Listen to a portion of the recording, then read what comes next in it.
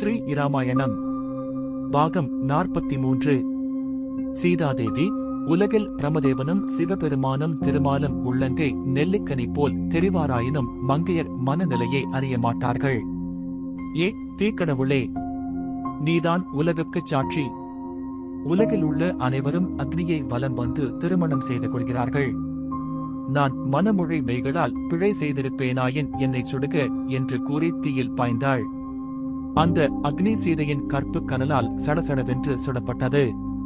அக்னி கடவுள் சீதாதேவியை விட்டு, ஐயனே, நான் என்ன குற்றம் செய்தேன்? என்னை ஏன் இத்தாயின் தீயினால் வேதனை செய்தீர் என்று கூறினான். இராமருடைய கடும் சொற்களைக் கேட்டு சீதாதேவியின் முகத்தில் தோன்றிய வேர்வை அப்படியே இருந்தது. அவர் மார்பில் இருந்த மாலைகளும் அதில் இருந்த வண்டுகளும் பசுமையாக இருந்தன. அம்மையின் கற்பின் ஆற்றலைக் கண்டு உலகமெல்லாம் கைகூப்பித் தொழுதது. பிரமதேவன், சிவபெருமான் முதலியோர் இராமரை பார்த்து, எம்பெருமானே, சீதை கற்புத் தெய்வம். அவள் சீறினால் உலகமே அழிந்துவிடும். நீ நெருப்புடன் விளையாடாதே, அவளை ஏற்றுக்கொள் என்று கூறினார்கள். பகவான் கருணையோடு சீதையை பார்த்து அருளினார். சிவபெருமானுடைய கட்டளைப்படி தேவர்கள் புடைசூழ விண்ணுலகத்தில் வாழ்ந்த தசரத சக்கரவர்த்தியை விமானத்தில் ஏற்றி அழைத்து வந்தார்கள். தந்தையாரைக் கண்ட இராமபிரான் ஆனந்தமும் அற்புதமும் ஒருங்கேயடைந்து தசரதருடைய பாத கமலங்களில் வீழ்ந்து வணங்கினார். வீழ்ந்த மைந்தனை தசரதர் எடுத்து மார்புறத் தழுவிக் கொண்டார். ஆனந்த கண்ணீரால் அபிஷேகம் செய்தார். அன்புள்ள மகனே, அன்று கைகேயி கேட்டு வரமாகிய அறம் என் மார்பில் தைத்திருந்தது. என்னை கொன்றும் அந்த கொடிய இரும்பனை என்னை விட்டு அகலவில்லை. இப்போது நீ என்னை தழுவிக் கொண்டதால் காந்தமணியால் ஆணை வெளிப்படுவது போல் அகன்றுவிட்டது. கண்ணில் பாய்ந்த ஊசியை மருத்துவன் காந்தத்தால் எளிதாக எடுப்பது போல் தசரதருடைய மார்பில் இருந்த கைகேயின் வரமாகிய அறத்தை ராமருடைய காந்தமா மணியாகிய மார்பு எளிதாக எடுத்துவிட்டது.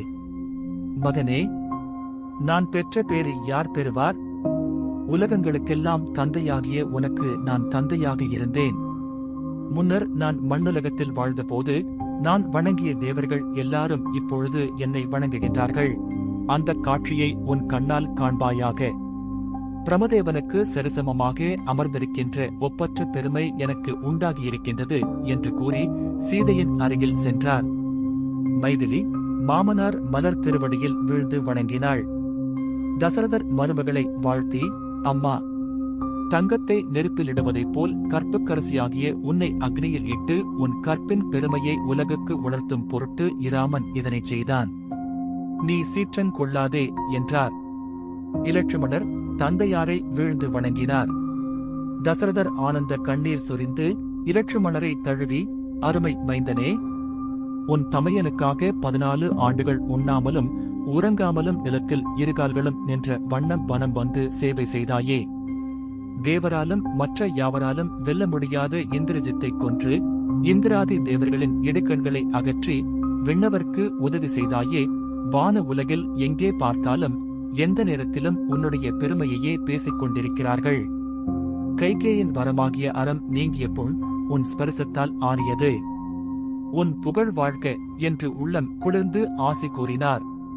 தசரதர் இராமனை பார்த்து, உனக்கு வேண்டிய வரம் கேள் என்றார். முன் மனிதனாக இருந்தபோது கைகேயிக்கு வரம் கொடுத்துத்தான் இத்தனை இடர்களும் வந்தன. இராமர், தந்தையே, தங்களை தரிசித்ததே எனக்கு பேரானந்தம். எனக்கு வேண்டியது ஒன்றுமில்லை என்று சொன்னார்.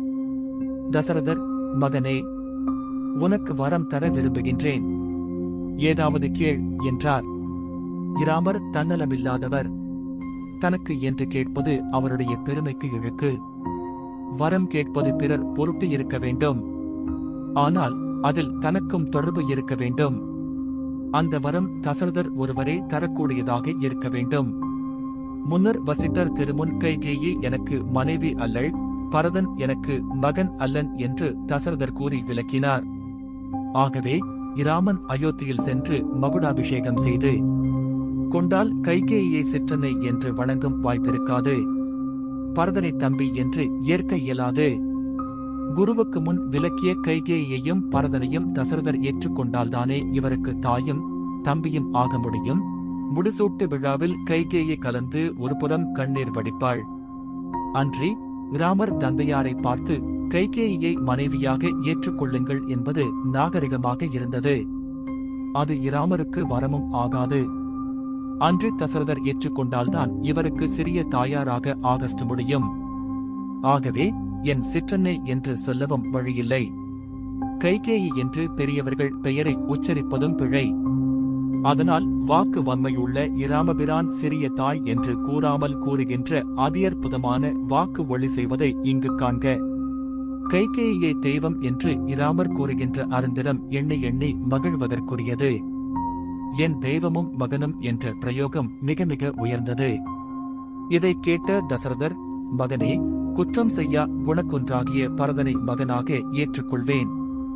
நமது மனுக்குலத்தில் மூத்தவன்தான் அரசு புரிய வேண்டும் என்றிருந்த மனுக்குலத்தில் மூத்தவன்தான் அரசு புரிய வேண்டும் என்றிருந்த பரம்பரையை கெடுத்து துகளாக்கி உனக்கு மரவுரியும் சடைமுடியும் கொடுத்து காட்டிற்கு அனுப்பிய பாவியை என் மனைவி என்று ஏற்க மாட்டேன் என்றார். இப்போது இராமர் கூறுகின்றார், தந்தையே, சற்று பொறுமையாக கேளுங்கள். என் அருமை தாய் செய்ததில் அணுவளவும் பிழையில்லை. தாங்கள் என்னை முடிசூட்டிக் கொள்ளுமாறு கட்டளையிட்டீர். நான் அதை மறுக்காது ஒப்புக்கொண்டது என் பிழை. நான் தேவர்கள் வேண்டுகோளின்படி அயோத்தியில் பிறந்தது கோசல நாட்டை ஆள்வதற்கா? இல்லை. பல காலமாக தேவர்களுக்கும் முனிவர்களுக்கும் இடர் செய்த இராவணனை கொல்வதற்காக. என் அவதார நோக்கமே இராவண சம்மாரந்தானே. அந்த கோட்பாட்டுக்கு மாறாக நான் அரசாள நினைத்தது என் பிழையாகும். அந்த தேவகாரியத்துக்கு உதவியாக இருந்தது என் தாயின் செய்கை. அதனை சிந்தியாமல் என் தாயை கோபிப்பது என்ன முறை? இதை கேட்ட தசரதர் இராமபிரான் அவதார நோக்கத்திற்கு உறுதுணையாக இருந்தது கைகேயியின் செயல் என்றுணர்ந்து தெளிவு பெற்று சீற்றம் ஆறினார். தசரதர் கைகேயிக்கு கொடுத்த வரம் 2 இப்போது இராமருக்கும் 2 வரம் கொடுத்தார் என்று வானவர்கள் வாழ்த்தினார்கள். தேவர்கள் இராமபிரானை பார்த்து, ஐயனே, உமக்கு என்ன வரம் வேண்டும் என்று கேட்டனர். இராமபிரான், போர்க்களத்தில் இறந்து போன வானரங்கள் அத்தனை பேரும் பிழைக்க வேண்டும் என்றும், வானரங்கள் வாழ்கின்ற கானகம் முதலான இடங்களில் வனவளமும் காய்கனிகளும் சூதனும் நீரும் பெருகி வானரங்களுக்கு நலம் செய்ய வேண்டும் என்றும் வரம் கேட்டார். அதுபடி தேவர்கள் வரம் கொடுத்தனர். மாண்ட வானரங்கள் மீண்டு எழுந்தன.